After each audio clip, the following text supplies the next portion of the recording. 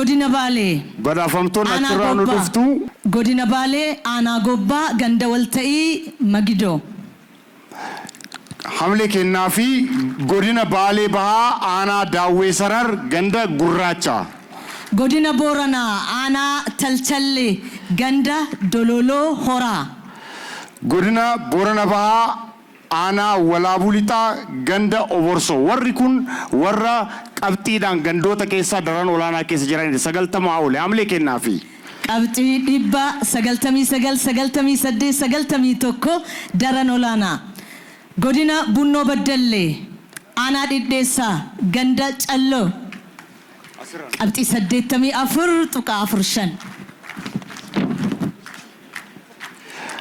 godina Gujii aanaa Adoolaa Wayyuu ganda Odaadoolaa godina Gujii Lixaa aanaa Abbayaa ganda Dabaqaa qabxii 93 godina Horroo Guduruu Wallaggaa aanaa Guduruu ganda Gobbuu 90.5 gandoota jechuun haala akkamii keessa akkamiin hojii misoomaas hojii nageenyaas inisheetivoota hunda hojjechaa akka jiran hin Ilubbaabor godina Lubbaabor aanaa Buree ganda Tolii Ceekaa 85.37 godina Jimmaa aanaa Limmuu Kossaarraa bahaa aanaa Daatirraa ganda Karafee qabxiinsaa 99.98 Shawaa Kaabaa godina Shawaa Kaabaa aanaa Abbichuuf Nyaa'aa ganda Ijaarsaa Shawaa Kibba Lixaa aanaa Iluu ganda Bilii godina Shawaa Lixaa aanaa Walmaraa ganda Coqqee 8 magaalaa Amboorraa ganda Yaa'ii Gadaa magaalaa Asallaa ganda Hundee Guddinaa 95.2 magaalaa Baaturraa ganda Battallee 96.88 magaalaa Bulee Horaa Ejersa Booraa Maddawaabee ganda Maddawaabee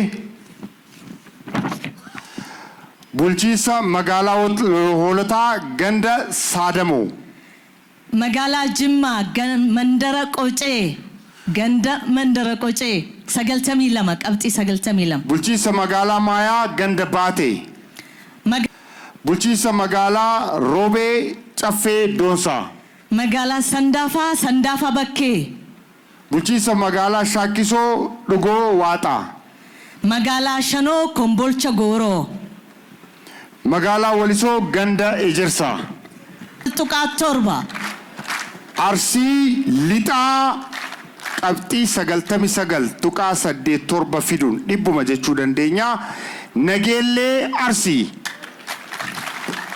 godina Baalee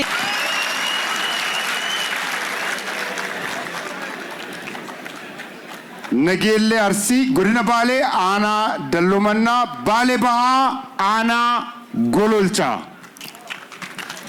godina Booranaa aanaa Elwayyee 98.3 Boorana Bahaa aanaa baga gammadanii ittaan sun godinaalee sadarkaa tokkoffaa hanga sadaffaatti godinaalee to'ata dabarruu ittaan sun misooma koriidariitiin ajaa'iba taatee namni hundumtuutu dhaqee daawwate baay'ee nama hawwatti Mantiinaa Markaatoo Awweetuu Qe'ee Abbaa Jifaar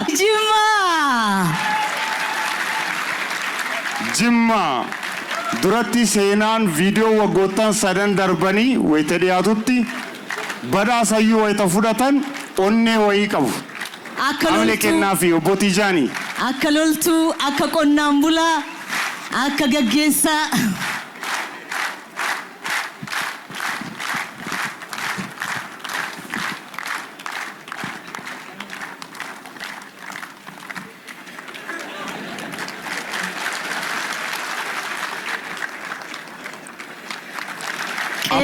qamadiin sirriitti keessaa oomishamu Abbaa Warqii keessaa qamadiin inisheetivoota keessaa isa tokko qamadiidhaan adda dureedha. Bara darbees tokkoffaa ture Arsii Lixaa.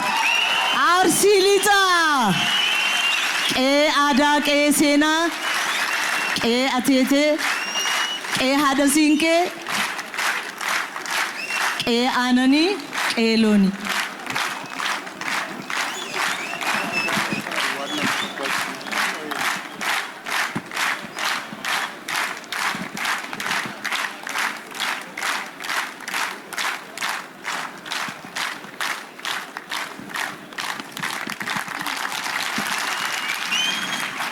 Magaalota. Madaalli waliigalaa irratti duratti wayita dhiyaatu baay'ee gaduma deemaa jedhamaatiin ture. Barana garuu Zinaash duratti godina wayita dhooftutti dhoofteerti. Kooriidariidhaan Itoophiyaas Oromiyaas faaye.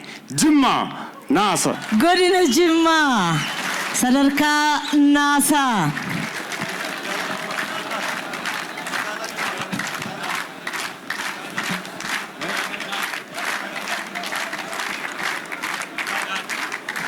Eeyyeen godina Jimmaan jedhee dhiifama.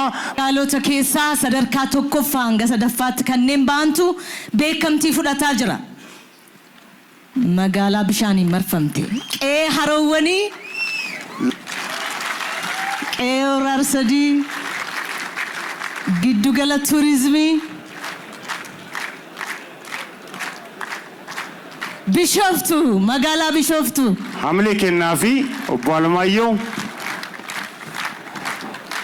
hojii kooriidarii qonna magaalaatiin egaa waan baay'ee miidiyaa irratti hundi keenya bakka jirutti ilaalaa turre guddaa hamilee barbaachisaa. Jimmas Bishoftus hamilee nu kennaa fi tokkoffaa warqee bakkuma amma jiru. Adaamaa.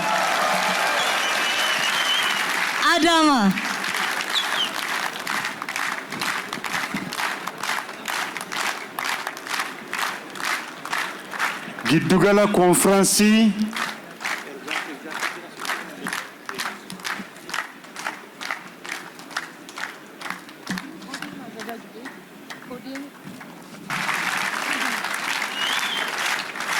manni dubartiin hooggantu akka malee cimaadha, akka malee bareedaadha.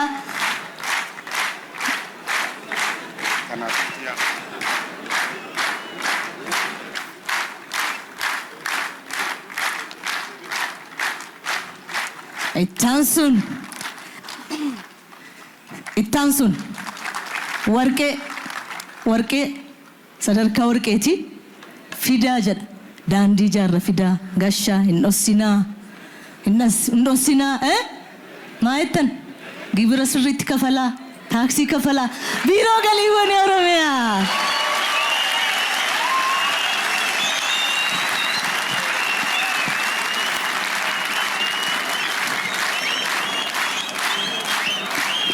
Galiiwwan.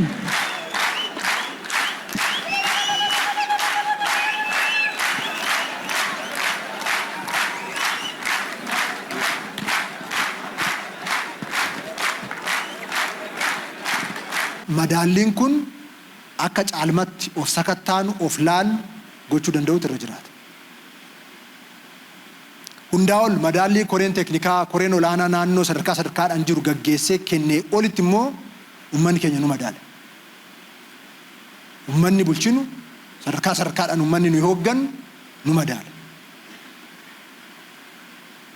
Gandoota asitti madaalamtanii dhuftan, aanolee madaalamtanii dhuftan, godinaalee fi magaalota madaalamtan ummanni isin bulchitan maal jedhaa kan jedhu sana immoo sirriitti ilaaluun of sakatta'uun hin barbaachisa jechaadha. Hundaa ol madaallii kanaan caasaan miira dorgomtummaan akka keessatti uumamu gochuun hin barbaachisaa. Inni kunis ta'aa dhufee jira. Seektaroonni tokko tokko godinaaleen tokko tokko fooyya'insa olaanaa agarsiisaa dhufanii jiru. Inni kunis bara dhufus cimee akka itti fufu abdii guddaa qabna. Akka waliigalaatti raawwiin keenya bara 2017 milkaa'inoota hedduu hanqinaalee fi qaawwa hedduus kan of keessaa qabu. Milkaa'inoota keenya caalmatti cimsinee kan itti fufu, hanqinaalee keenya immoo irraa barannee qaawwa jiru guunnee bara 2018tti tarkaaffii olaanaa kan itti fudhannu, ce'umsa guddaa keessa kan itti gallu, sosochii olaanaa keessa kan itti gallu ta'uu danda'utu irra jiraata.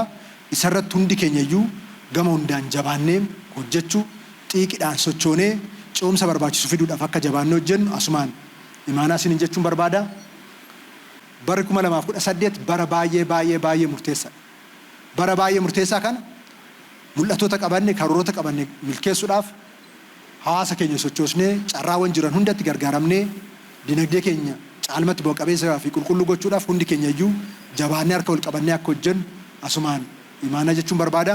Qaawwawwan jiran jabaannee sirreessinu guyyoota hafan keessatti rakkoolee jiran sirreessinee karoora keenya karaa guutuu ta'een sochoosnee fuunee deemuu qabna kan waanuma jedhu kaasuudhaafi galatoomaa ulfaadha.